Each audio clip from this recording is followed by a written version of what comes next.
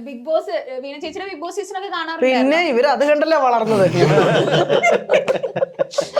നമുക്ക് അതിനുമുമ്പേ പരിചയമുള്ളതല്ലേ, അതിനുമുമ്പേ നമുക്ക് പരിചയം. ഞാൻ ആകപ്പാട് ഒരു സീസൺ ബിഗ് ബോസേ കണ്ടുള്ളൂ. അതെന്നെ കുത്തിയിട്ട് കാണിപ്പിച്ചതുകൊണ്ടാണ് നമ്മളെ സുഹൃത്തുക്കള്. അത് ഈ മാരാരുടെ സീസൺ മാത്രമേ ഉള്ളൂ. അതിനു മുമ്പ് എനിക്ക് നമുക്ക് പരിചയമുള്ള സായി ചേട്ടനൊക്കെ സീസണല്ലേ, സായി ചേട്ടൻ അങ്ങനെ വീണയും ആ സീസണിൽ ഒരുപാട് പേര് പരിചയമുള്ളവരുണ്ടായിരുന്നു.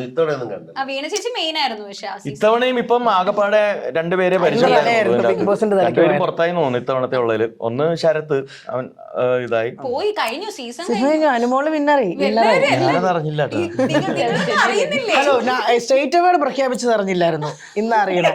ഈ CCL പോയിട്ടേ ഞാൻ ബിഗ് ബോസിന്റെ കാര്യം അറിയാൻ കാരണം എന്താണെന്ന് വെച്ചാൽ ഞാൻ ക്രിക്കറ്റ് കളിക്കുന്നതിനിടയ്ക്ക് ഞാൻ കളിക്കുന്നതിനിടയ്ക്ക് ആര്യം കളിക്കാൻ വേണ്ടി വന്നു. അപ്പം പോകണം, നാളത്തെ കളിക്കാനുണ്ടാവും, നീ എവിടെ പോകണം, ബിഗ് ബോസിലേക്ക് പോകണം. അപ്പൊ നീ എന്ത് പിന്നെയും പോകണം, നിന്നെ പുറത്താക്കിയല്ലേ? അല്ല ഒന്നും അവനത് ക്ലിയർ ആയിട്ട് പറഞ്ഞില്ല. അപ്പൊ ഞാൻ വിചാരിച്ചു നീ കണ്ടിന്യൂ ചെയ്യാം. അതൊക്കെ കഴിഞ്ഞിപ്പോ വിപ്ലവം നടന്നുകൊണ്ടിരിക്കുകയാണ് ഇവിടത്തെ. അപ്പൊ അനുമോള് ജയിച്ചല്ലോ. അപ്പൊ എന്ത് തോന്നുന്നു ചേച്ചി?